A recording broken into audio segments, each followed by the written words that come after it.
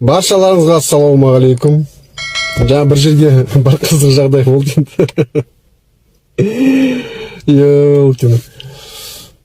Бір жерге келіп тұрдым, үстінде сыртқа шықтым да, сыртта тұрғам.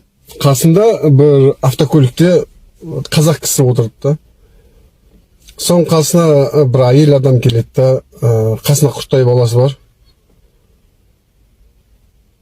Садақа сұрап жүр да жаңа кісі ше. Сүнге ана кісі берді енді. Берді да, сүнге ана әйел маған қаратты. Қой, мынау қашып келген орыс шығар деп ойлады, по-моему. Сөйтті да, бұрылып енді кетейін жатқанда мен айттым да, апа дедім да, маған қарайды да, апа неге маған жақындамадыңыз, неге менен де сұрамадыңыз десем, құдай-ау, мынау өзіміздің орыстар екен ғой дейді.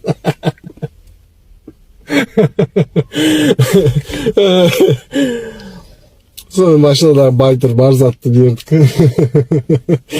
Ой, өзіміздің орыстар екен ғой деп қуанып кеткен ғана кісі.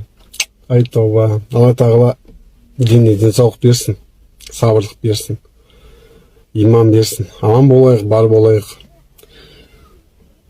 Орыс емеспін, қазақпын.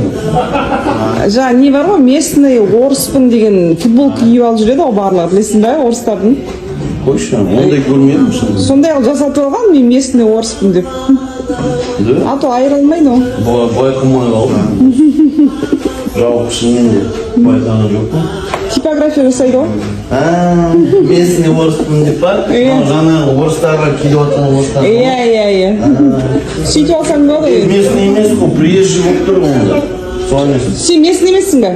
Мен местный. Нет, приезжийлерге приезжий деп жазу керек онда. Иә. Соны